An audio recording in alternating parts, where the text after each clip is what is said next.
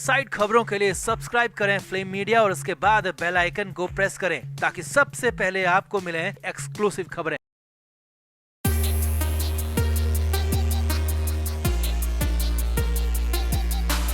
NCP नेता और महाराष्ट्र सरकार के मंत्री नवाब मलिक जेल के अंदर बंद हैं और लंबा वक्त उन्हें जेल के भीतर हो चुका है। आगे कितने लंबे वक्त तक जेल के अंदर रहेंगे फिलहाल सोचा समझा तक भी नहीं जा सकता, क्योंकि ईडी का एक केस चल रहा है और ईडी कई सारे और नए केस लगाने की भी तैयारी में है और बहुत जल्द नवाब मलिक पर ये नए केस भी दर्ज हो सकते हैं। अब इन सब के बीच एनसीपी के चीफ और सीनियर लीडर शरद पवार ने पीएम मोदी से मुलाकात की थी और ईडी की कार्रवाई को लेकर सवाल भी उठाए थे। लेकिन यहाँ पर हैरानी की बात यह थी कि शरद पवार ने शिवसेना नेता संजय राउत के खिलाफ हुई कार्रवाई का जिक्र किया, राउत के साथ हो रहे एक्शन को अन्याय भी कहा, लेकिन अपनी ही पार्टी के नेता, अपने ही करीबी नवाब मलिक का नाम तक नहीं लिया, जिक्र तक नहीं किया। और अब इसे लेकर ही बहुत बड़ी खबर आ रही है और वो ये है कि नवाब मलिक की ही शर्त पर पीएम मोदी से शरद पवार की मुलाकात हुई थी और पीएम के दो टूक शब्दों ने नवाब मलिक का खेल बिगाड़ दिया और आगे की उम्मीदें भी पूरी तरह से खत्म कर दी। तो क्या है पूरा अपडेट, क्या है मामला, आपको सब कुछ बताते हैं। आप भी इस वीडियो को शेयर करें और कमेंट करके अपनी राय जरूर दें कि अब नवाब मलिक के पास क्या रास्ते बचे। तो नवाब मलिक को, उनके करीबियों को, यहाँ तक कि नवाब मलिक के वकीलों को भी उम्मीद थी कि शरद पवार उनके लिए कुछ न कुछ जरूर करेंगे, मलिक के लिए खड़े होंगे, मलिक का साथ देंगे। लेकिन यहाँ तो बिल्कुल उल्टा हो गया है। शरद पवार ईडी की कार्रवाई के खिलाफ खड़े तो हुए और ईडी के एक्शन के खिलाफ बोले भी, यहाँ तक कि पीएम मोदी तक से मुलाकात कराए, लेकिन ये सब कुछ हुआ शिवसेना नेता संजय राउत के लिए। नवाब मलिक का नाम तक नहीं लिया, नवाब मलिक का जिक्र भी नहीं किया, न पीएम मोदी के सामने और न ही मीडिया के सामने। अब इसकी जो वजह जो निकल कर आ रही है अंदर की खबर वो बेहद साफ है, लेकिन हैरानी भरी जरूर है, क्योंकि खुद शरद पवार एनसीपी चीफ जो हैं वो मजबूर हो गए हैं। अब सूत्रों के हवाले से बहुत बड़ी खबर आपको बताने जा रहे हैं कि जब शरद पवार की तरफ से पीएम मोदी से मुलाकात के लिए वक्त मांगा गया तो शरद पवार की तरफ से बताया गया कि मुंबई और महाराष्ट्र में हो रहे ईडी के एक्शन पर उन्हें पीएम से मिलना है और बात करनी है। अब ये प्रोटोकॉल में होता है कि किसी भी शख्स को प्रधानमंत्री से मिलना होता है तो उसे वजह बतानी होती है और कितनी जरूरी ये वजह है इसका भी उल्लेख पूरा करना होता है। अब सूत्रों के मुताबिक शरद पवार की तरफ से बताया गया कि वो ईडी के एक्शन को लेकर पीएम मोदी से मिलना चाहते हैं, बात करना चाहते हैं। अब यहाँ पर सूत्रों के हवाले से बड़ी खबर ये है कि पीएम मोदी और उनके ऑफिस की तरफ से दो टूक शब्दों में कहा गया कि देश विरोधी लोगों की बातों को इसमें शामिल नहीं किया जाएगा, देश विरोधी कामों में शामिल लोगों पर कोई बात नहीं होगी, कोई जिक्र नहीं होगा। बाकी पवार साहब का स्वागत है, वो आकर पीएम मोदी से मुलाकात कर सकते हैं और इसके लिए शरद पवार को वक्त भी दे दिया गया, समय तय कर दिया गया।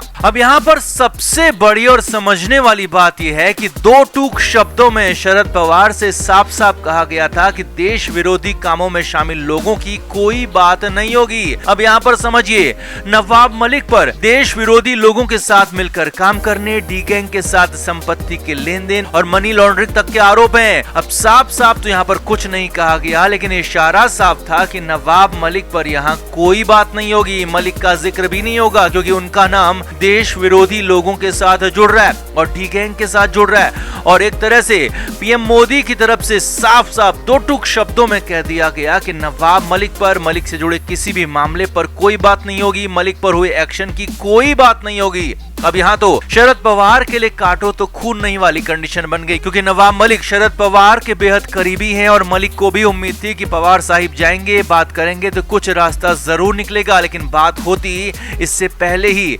अल्टीमेटम मिल गया। शरद पवार मजबूर हो गए और पीएम मोदी के पास जाकर सिर्फ शिवसेना नेता संजय राउत को लेकर बात की, राउत पर हो रही कार्रवाई को अन्याय बताया और नवाब मलिक के नाम का जिक्र भी नहीं किया। अब पूरे इंसिडेंट के बाद आगे क्या हो सकता है और क्या होने वाला है वो भी आपको बताते हैं और समझाते हैं। तो पीएम मोदी ने पहले भी एक भाषण में बिना नाम लिए नवाब मलिक पर तीखा हमला किया था और कहा था कि ये कार्रवाई जारी रहेगी, कानून अपना काम करेगा, देश विरोधी लोगों को देश में कानून का सामना करना पड़ेगा, क्योंकि देश विरोधी लोगों के साथ मिलकर काम करने वालों को देश का कानून छोड़ेगा नहीं। और यहाँ पर एक बार फिर से पीएम मोदी ने दो टूक शब्दों में साफ साफ कह दिया कि नवाब मलिक को राहत तो बहुत दूर की बात है, मलिक को जेल से बाहर निकालने की बात तो बहुत दूर की बात है, मलिक पर बात तक नहीं होगी, मलिक का जिक्र तक नहीं होगा। यानी कि नवाब मलिक के लिए असली मुश्किल अब खड़ी हुई है। अब भले ही शरद पवार नवाब मलिक का नाम लेते या नहीं लेते, मलिक का जिक्र करते या नहीं करते, लेकिन पहले ही उन्हें साफ साफ बता दिया गया, अल्टीमेटम दे दिया गया कि देश विरोधी लोगों के साथ जुड़ने वालों की बात नहीं होगी। और इशारा साफ था कि शरद पवार भी मजबूर हो गए, लिहाजा नवाब मलिक का भला जब शरद पवार नहीं कर पा रहे हैं, बड़े बड़े वकील नहीं कर पा रहे हैं और पीएम ने भी अपना रुख, अपना स्टैंड क्लियर कर दिया है, तो फिर नवाब मलिक की हालत आगे और ज्यादा खराब होने वाली है, ये भी तय है। तो कुल मिलाकर ईडी को भी इस पूरे इंसिडेंट से बूस्ट ही मिला और ईडी भी नए केस बहुत जल्द दर्ज कर सकती है, बहुत तेजी नए केसों को दर्ज करने में ईडी दिखा सकती है। और संभावना तो यहाँ तक है कि आगे और ज्यादा सख्ती और ज्यादा तेजी से नवाब मलिक पर कार्रवाई हो सकती है। तो आपका इस पूरे अपडेट पर, इस पूरे इंसिडेंट पर, शरद पवार की मजबूरी पर आपका क्या कहना है, कमेंट करके जरूर बताएं, वीडियो को शेयर भी करें। तो नवाब मलिक की कंडीशन ये है कि मलिक को कब तक जेल में रहना होगा, कितने महीने या फिर कितने साल, ये खुद नवाब मलिक को उनके वकीलों तक को पता नहीं है, क्योंकि केस ही कुछ ऐसा है जिसमें हालात हर रोज मलिक के खिलाफ ही जा रहे हैं। अब नवाब मलिक को उम्मीद थी कि उनके वकील तो काम कर ही रहे हैं, साथ ही साथ उनके अपने भी उनका साथ देंगे और उनके लिए हमेशा खड़े रहेंगे, उनके लिए बोलेंगे और उनकी लड़ाई लड़ेंगे। लेकिन यहाँ पर खड़े रहना, पैरवी करना, लड़ाई करना तो बहुत दूर की बात है। नवाब मलिक के अपने उनका नाम तक नहीं लेना चाहते, उनका नाम लेने तक से इनकार कर दिया है। जी हाँ, ऐसा ही कुछ हुआ, इसीलिए तो कहा जाने लगा है कि अब मलिक को बचा पाना असंभव दिख रहा है। तो सिलसिलेवार तरीके से आपको बताते हैं कि आखिर ऐसा क्या हो गया।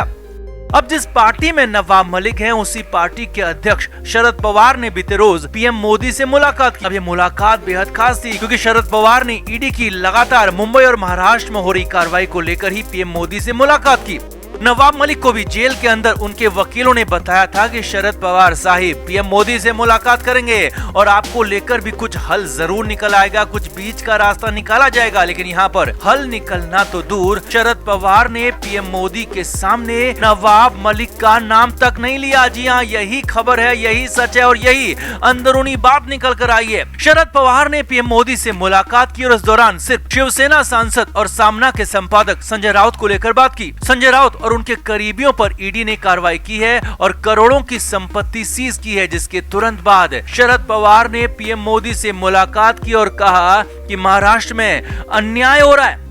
अब ईडी ने तो नवाब मलिक पर भी एक्शन लिया है, लेकिन शरद पवार ने पीएम मोदी के सामने नवाब मलिक का नाम तक नहीं लिया और सिर्फ संजय राउत की बात की, संजय राउत के खिलाफ हो रही अन्याय की बात की और कहा कि एक पत्रकार और सीनियर सांसद के खिलाफ अन्याय हो रहा है, इसे रोका जाए। जी हाँ, शरद पवार ने पीएम से बात की, शिवसेना नेता संजय राउत के खिलाफ हो रही कार्रवाई का जिक्र किया, इसे अन्याय भी बताया, लेकिन अपनी ही पार्टी के नेता और उनकी पार्टी के कोटे से महाराष्ट्र सरकार में मंत्री नवाब मलिक का नाम तक नहीं लिया, जिक्र तक नहीं किया, जबकि इससे पहले नवाब मलिक को शरद पवार का बेहद करीबी माना जाता रहा है। शरद पवार का हमेशा मलिक पर हाथ रहा है और मलिक भी पवार को अपना गार्जियन कहते रहे हैं, मगर यहाँ तो अपने ही गार्जियन ने नवाब मलिक का साथ छोड़ दिया। पैरवी करना तो दूर की बात है, नवाब मलिक का नाम तक नहीं लिया, जिक्र तक नहीं किया। पीएम मोदी से मुलाकात के बाद खुद शरद पवार ने भी यही बात कही कि ये जरूरी था कि संजय राउत जैसे पत्रकार और सीनियर सांसद के खिलाफ जो अन्याय हो रहा है उसे